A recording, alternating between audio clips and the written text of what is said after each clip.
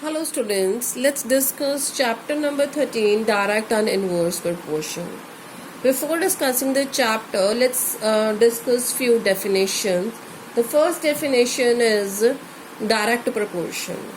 Direct proportion, two quantities x and y are said to vary in direct proportion. कह रहे दो quantities हैं आप लोगों के पास और हम उनको बोलते हैं कि वो दो क्वांटिटी हैं वो आपकी डायरेक्ट प्रोपोर्शन में है या नहीं है.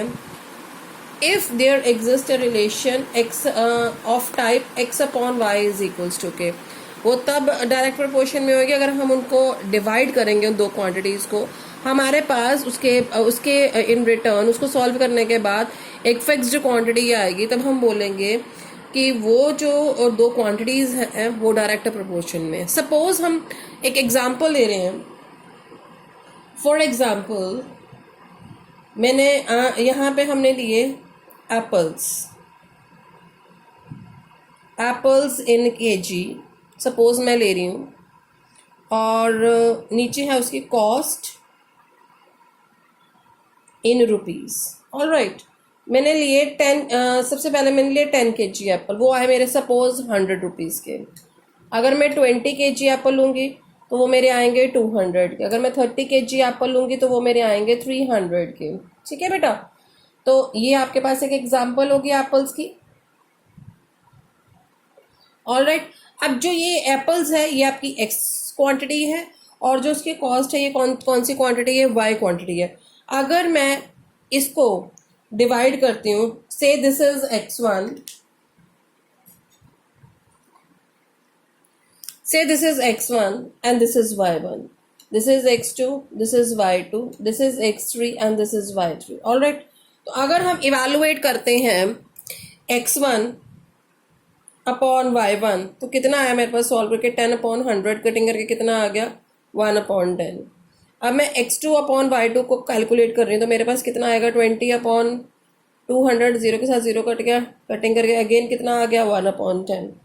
एंड x3 अपॉन y3 अगर हम इवेलुएट करते हैं तो मेरे पास 30 अपॉन 300 अगेन कितना आ गया, कटिंग करके 1 अपॉन 10. तो सभी में जो हमारे वैल्यूज आई वो क्या आई, सेम आई. तो जो ये 1 अपॉन 10 है basically this is your k. ठीक है, तो अगर हम दो क्वांटिटीज़ हैं, मेरे पास दो डिफरेंट क्वांटिटीज़ हैं, अगर मैं उनको डिवाइड करती हूँ तो मेरे पास क्या आना चाहिए, एक फिक्स्ड क्वांटिटी k आनी चाहिए. हर डिवीजन पे वो फिक्स्ड क्वांटिटी k आनी चाहिए. अब हम इसका एक और मीनिंग है, if y1 and y2 are two values of y corresponding to the values of x1 and x2 of x, मतलब x1 के कॉरेस्पॉन्डिंगली ये y1 हो गया, ये x2 के कॉरेस्पॉन्डिंगली ये क्या हो गया आपका y2, और ये x3 के कॉरेस्पॉन्डिंगली ये आपका क्या पड़ा हुआ है, y3 पड़ा हुआ है. ऐसी क्वांटिटीज हैं. तो यहाँ पे इन्होंने सिर्फ 2 कंसिडर करी हैं. तो क्या कह रहे हो कि x1 upon y1 is equals to x2 upon y2. ठीक है, बेसिक एक और डायरेक्ट प्रोपोर्शन का मीनिंग है, अगर एक क्वांटिटी इंक्रीज कर रही है तो दूसरी भी इंक्रीज करेगी, अगर एक इंक्रीज कर रही है तो दूसरी भी इंक्रीज करेगी, अगर एक डिक्रीज कर रही है तो दूसरी भी क्या करेगी, डिक्रीज करेगी. ये भी हमारी डायरेक्ट प्रोपोर्शन की एक डेफिनेशन है. If one increases other also. अभी यहाँ पे भी आप लोग देख रहे हैं जैसे जो है केजीज ऑफ एप्पल्स बढ़ रहे हैं, जो आपकी कॉस्ट ऑफ एप्पल्स है वो भी क्या हो रहे हैं, बढ़ रहे हैं. ठीक है, this is the case of a direct proportion. Alright, मतलब फ्रैक्शन के बाद, डिवाइडिंग के बाद द फर्स्ट कंडीशन इज कि डिवाइडिंग के बाद फिक्स्ड क्वांटिटी आनी कंपल्सरी है. अगर डिवाइड करने के बाद फिक्स्ड क्वांटिटी नहीं आती, से यहाँ पे मैं क्या लिख देती, 150 लिख देती सपोज, तो यहाँ पे ये हो जाना था 20 अपॉन 150, तो ये आ जाता 2 अपॉन 15. पहले केस में 1 अपॉन 10 आया, दूसरे केस में 2 अपॉन 15 आया. तो ये अब केस डायरेक्ट प्रोपोर्शन का नहीं है, बिकॉज इसकी सॉल्व ये और ये दोनों वैल्यूज आपकी क्या है, डिफरेंट है. डिवीजन के बाद हर स्टेप पे वैल्यूज आपकी क्या आनी चाहिए, सेम आनी चाहिए. This is said by the definition of direct proportion. Now let's discuss the definition of inverse proportion. Inverse proportion क्या कह रहे हैं, यहाँ पे भी अगेन हमारे पास कितनी क्वांटिटीज है, दो क्वांटिटीज है. 2 quantities x and y are said to vary in inverse proportion if there exists a relation xy is equals to k. अब यहाँ पे क्या है, एक्स वाई, प्रोडक्ट जो है दो क्वांटिटीज का वो क्या है बेटा, आपका के है between them, and k being the constant. Same way, if y1 comma y2 are the values of y corresponding to the values of x1 and x2 of x respectively, then x1 y1 is equals to x2 y2. मतलब यहाँ पे product आपकी जो आपके product given है वो क्या आनी चाहिए, सेम आनी चाहिए. सपोज फॉर एग्जाम्पल हम कह रहे हैं हमारे पास नंबर ऑफ स्टूडेंट्स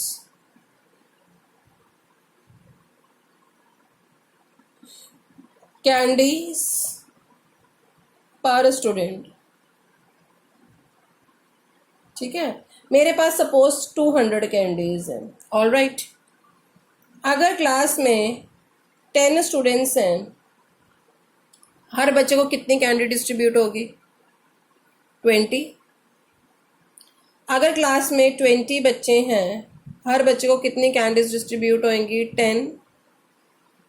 अगर क्लास में 40 स्टूडेंट्स हैं, क्लास कितनी कैंडीज डिस्ट्रीब्यूट होंगी, 5. ऑल राइट, इस वे से आप ये जो है आपका, this is your x1 x2 x3, this is y1 y2 y3. As the number of student increases, number of candies decreases. ठीक है, जैसे जैसे नंबर ऑफ स्टूडेंट्स बढ़ रहे हैं, नंबर ऑफ कैंडीज क्या हो रही हैं, डिक्रीज हो रही हैं. तो यहाँ से हमें पता चल रहा है कि ये कौन सा proportion है, inverse proportion. If one increases, other decreases. If one decreases, other increases. This is the case of the direct proportion. First तो हमें यहाँ से पता चलता है कि ये direct है या inverse है. All right. And the second thing is multiply should be equal. x1 comma y1, 10 into 20 कितना हो गया, सॉरी 10 into 20 कितना हो गया, 200. x2 comma y2, 20 into 10 कितना हो गया, again 200, सॉरी. एंड x3 को इंटू y3 कितना हो गया, 40 इंटू 5 अगेन 200. हर केस में आपका आंसर कितना आया, 200. That this is the value of k. Product करके के आ रहा है. So this is the case of inverse proportion. Now let's discuss the first question. Following are the car parking charges near a railway station. ठीक है, parking charges हैं. 4 hours के कितने चार्जेस हैं, ₹60. 8 आवर्स के 100, 12 आवर्स के 140, 24 आवर के 180. All right, अब आप लोगों को ये बताना है कि ये पार्किंग चार्जेस डायरेक्ट प्रोपोर्शन में है या नहीं है. पहले हम चीज़ देख रहे हैं कि as a time increases price also increases. But there one एक और रिजल्ट है कि दोनों क्या होने चाहिए, आपके दोनों क्या होने चाहिए, उनकी जो प्रोपोर्शन है वो होनी चाहिए, सेम होनी चाहिए.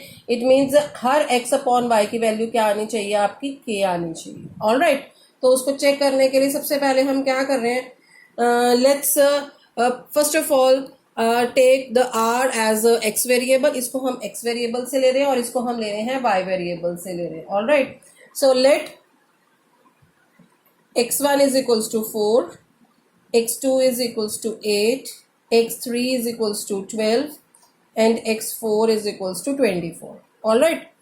Now y1 is equals to 60, y2 is equals to 100, and y3 is equals to 140, and last is y4 is equals to 180. All right. Now first of all let's evaluate x1 upon y1. 4 upon 60, 2 के table पे कितना आ गया, 2, 2 के table पे 30, 2 के table पे 1, 2 के table पे 15. सो फर्स्ट का आंसर आ गया 1 upon 15. All right, now let's evaluate second. 8 upon 100, 2 के टेबल पे 4, 2 के टेबल पे 50 कटिंग करके आ गया, अगेन 2 के टेबल पे 2, 2 के टेबल पे 25. सो कितना आ गया, सेकेंड पार्ट का कितना आंसर आ गया, 2 upon 25. Therefore 1 upon 15 is not equal to 2 upon 25. This implies x1 upon y1 is not equal to x2 upon y2. Therefore हम बोल सकते हैं, therefore parking charges are not in direct proportion, वो direct proportion में नहीं है, आगे evaluate करने की ज़रूरत नहीं बेटा आप लोगों को। द रीज़न इज़ दिस कि दो में ही हमारी जो वैल्यू है वो नॉन सेटिस्फाइड आ गई। अगर दो में सेटिस्फाई हो जाती फिर हम थर्ड निकालते, अगर थर्ड में सेटिस्फाई हो जाती तो हम फोर्थ निकालते, और अगर चारों में सेटिस्फाई हो जाती तो हम कह देते कि ये क्वेश्चन जो है आपका ये किस में है, ये डायरेक्ट प्रोपोर्शन में है। Now let's discuss question number 2. A mixture of paint is prepared by mixing one part of red pigment with 8 parts of the base. कह रहे एक पार्ट रेड पिगमेंट में कितने बेस का पार्ट्स मिलाना है, 8 पार्ट मिलाना है in order to make a color. All right. Now the following table find the parts of the base that needs to be added. ठीक है, आपने ये आपको parts of red pigment given है स्टेटमेंट में, और आपने पार्ट ऑफ क्या इवेलुएट करने हैं, बेसिस इवेलुएट करने हैं। All right. सो सबसे पहले जैसे जैसे रेड पिगमेंट का काउंट बढ़ेगा नेचुरली जो है वो आपका बेस क्या होगा, बढ़ेगा।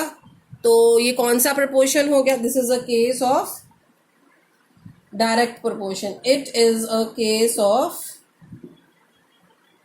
कौन सा प्रोपोर्शन हो गया, डायरेक्ट प्रोपोर्शन। सबसे पहले तो आप लोगों ने बेटा you have to mention which proportion is this, उसी के बाद आप लोग डिसाइड करेंगे ना कि क्वेश्चन को किसके साथ निकालना, एक्स अपॉन वाई के साथ निकालना या एक्स मल्टीप्लाई वाई के साथ निकालना। All right. तो सबसे पहले हम लोग क्या करने जा रहे हैं, सबसे पहले we will put the value of we will consider the value, this is your x1, this is your y1, this is your x2, आपने y2 इवेलुएट करना है, ये आपका x3, आपने y3 इवेलुएट करना है, ये आपका x4 है और आपने y4 इवेलुएट करना है, और ये आपका x5 है और आपने y5 क्या करना है, इवेलुएट करना है। All right. तो सबसे लेट्स डिस्कस इट। तो आपका सबसे पहले हम निकाल रहे हैं, ले रहे हैं हम case x1 upon y1 is equals to x2 upon y2 ले लिया आपने। तो x1 की वैल्यू आपकी कितनी है, 1 है, y1 की वैल्यू 8 है, x2 की वैल्यू 4 है और y2 की वैल्यू आप लोगों ने इवेलुएट करनी है। All right. क्रॉस मल्टीप्लाई कर दिया, y2 को इधर ले गए और 8 को हम उधर ले गए। So y2 is equals to 8 multiply 4, तो आपकी y2 की वैल्यू कितनी आ गई बेटा, 8 4 द 32। सो ये y2 की वैल्यू आ गई। अगेन आप लोगों ने करना है ऑल्सो, अब आप x1 के साथ भी ले सकते हैं और x2 वाले पार्ट के साथ भी, मैं सभी को x1 के साथ ले रही हूँ। x1 अपॉन y1 किसके इक्वल आएगा, x3 अपॉन y3 के। तो x1 की वैल्यू आपकी कितनी है स्टेटमेंट में 1 और y1 की वैल्यू 8, x3 की वैल्यू 7, y3 आपने इवेलुएट करना है। All right. Cross multiply again हम कर रहे हैं, this implies y3 is equals to 8 multiply 7, y3 is equals to 7 8 दो 56। ठीक है बेटा। नेक्स्ट है also x1 upon y1 is equals to x4 upon y4, 1 upon 8 is equals to x4 की वैल्यू 12, y4 क्रॉस मल्टीप्लाई आप लोगों ने बेटा कर दिया, तो y4 कितना आ गया, 12 8 दो 96। All right. Now let's evaluate the last part. Also, x1 upon y1 is equals to x5 upon y5. x1 की वैल्यू कितनी है आपकी 1, xy1 की वैल्यू 8, x5 की 20, y5 की आपने इवेलुएट करनी है। क्रॉस मल्टीप्लाई अगेन आप लोगों ने कर दिया, तो y5 की वैल्यू कितनी आ गई, how much, 8 into 20, this implies y5 is equals to 160.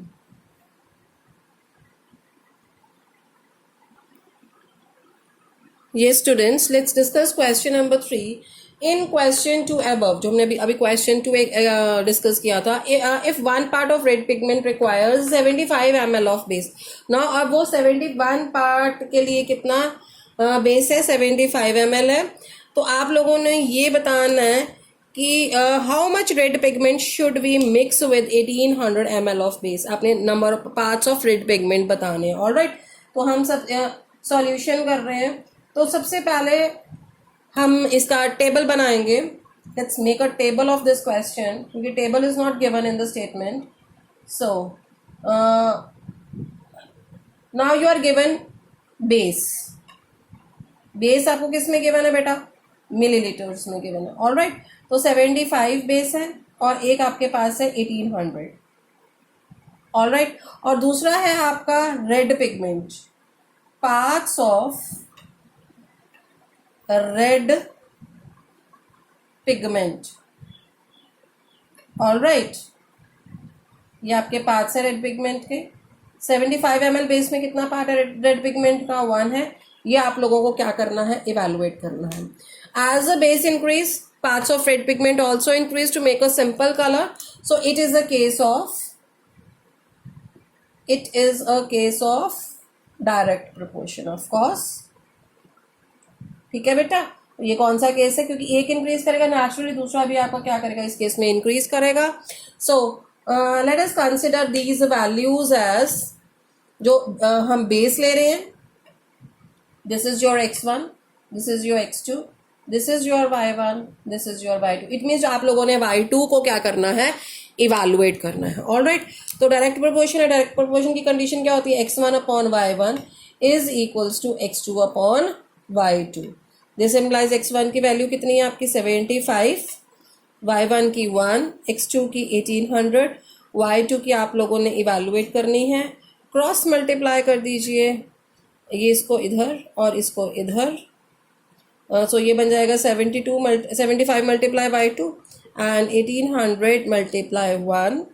अब आपने y2 की वैल्यू इवेलुएट करनी है, तो 17 को आप क्या कर देंगे, डिवाइड कर देंगे उधर जाके 75 को, कटिंग करके कितना आंसर आ गया, on the table of 5, first of all on the table of 3 25, on the table of 3 600, on the table of 5 5, on the table of 5 120, on the table of 5 24।